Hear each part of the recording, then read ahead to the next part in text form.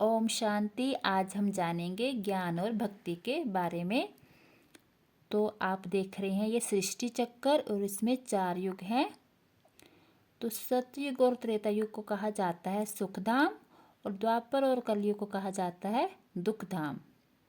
सतयुग और त्रेता युग को दिन कहा जाता है और द्वापर और कलयुग को रात कहा जाता है।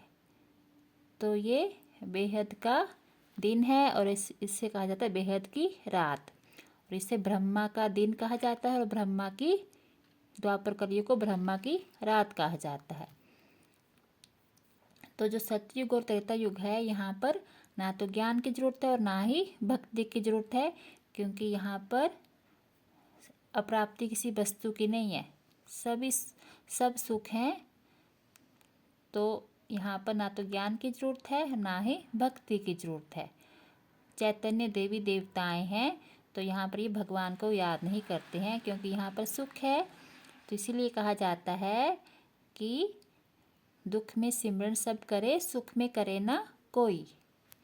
तो दुख में जब दुखधाम होता है द्वापर से कलयुग, तो यहाँ पर भगवान को याद किया जाता है।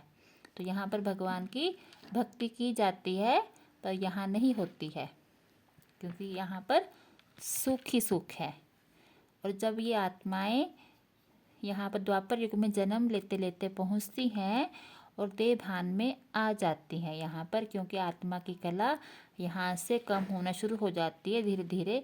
यहाँ पर ये 16 कला है और यहाँ पर 14 कला है और यहाँ पर 8 कला। तो जब 8 कला आत्माओं की रहती है तो वे आत्माएं देह भान में आ जाती हैं। तो देह भान में आने से दुखी अशांत होती हैं, तब उन्हें अपने परमपिता परमात्मा की याद आती है, भगवान की याद आती है।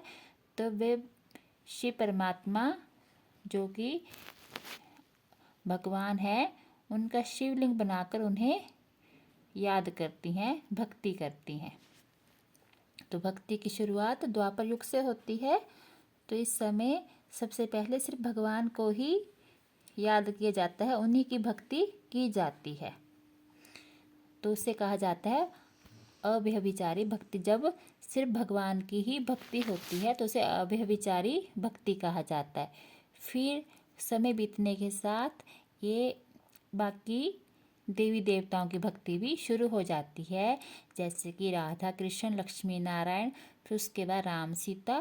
तो इस प्रकार की भक्ति को कहा जाता है व्यभिचारी भक्ति। फिर उसके बाद श्री गणेश और अन्य देवियों की भी भक्ति शुरू हो जाती है। और कलयुग के अंत में भक्ति तमो प्रधान हो जाती है, क्योंकि यहाँ पर और भी कईयों की भक्ति शुरू हो जाती है, यहाँ तक कि 5 तत्वों की भक्ति भी शुरू हो जाती है। ये 5 तत्व हैं हवा, जल और अग्नि, आकाश और पृथ्वी। तो इनकी भक्ति शुरू हो जाती है।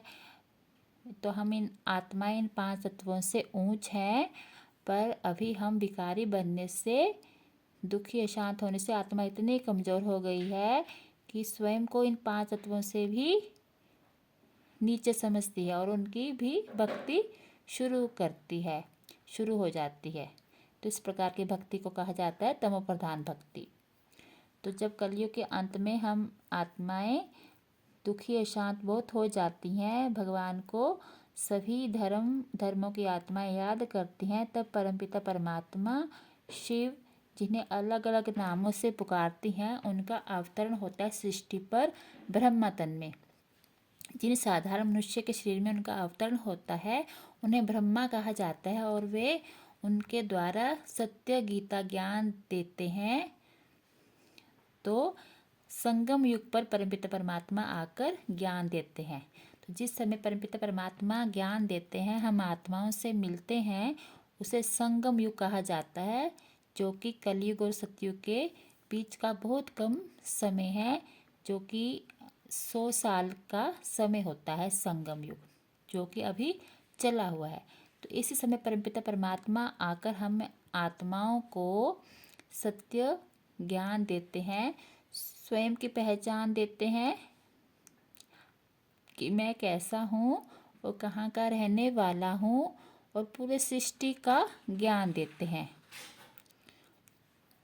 तो इस समय परमपिता परमात्मा हमें आकर सत्य गीता ज्ञान देकर आत्माओं को पावन बनाते हैं ज्ञान और योग से।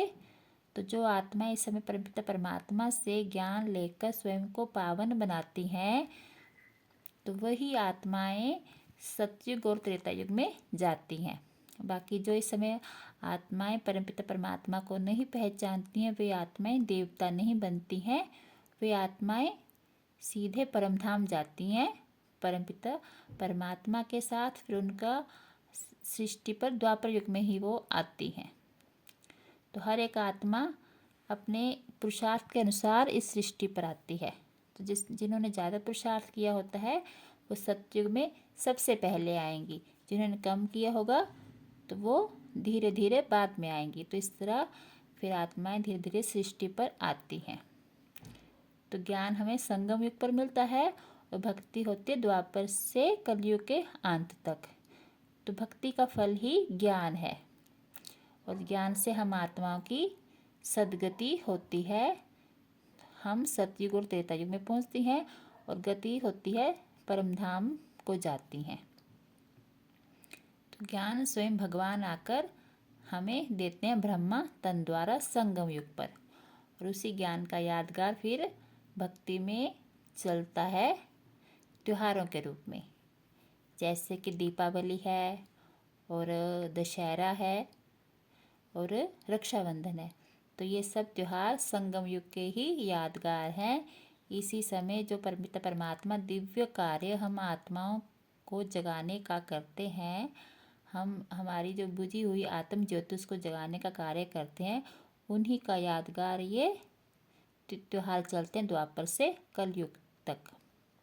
और सतयुग त्रेता युग में कोई भी अंधश्रद्धा की बात नहीं है। तो भक्ति में अंधश्रद्धा बहुत होती है, ना तो ज्ञान में अंधश्रद्धा है और ना ही सतयुग त्रेता युग में देवी देवताओं को ऐसे कार्य भक्ति करने की जरूरत होती है, क्योंकि यहाँ पर सुख ही सुख है। तो उनको सुख में परमात्मा को याद करने की जरूरत नहीं है। तो इसलिए कहते हैं कि दुख में सिमरन सब करे, सुख में करे ना कोई। तो यहाँ दुखधाम में ही भगवान को याद करते हैं, सुखधाम में नहीं करते हैं। स्वयं चैतन्य देवी देवताएं हैं। ओम शांति।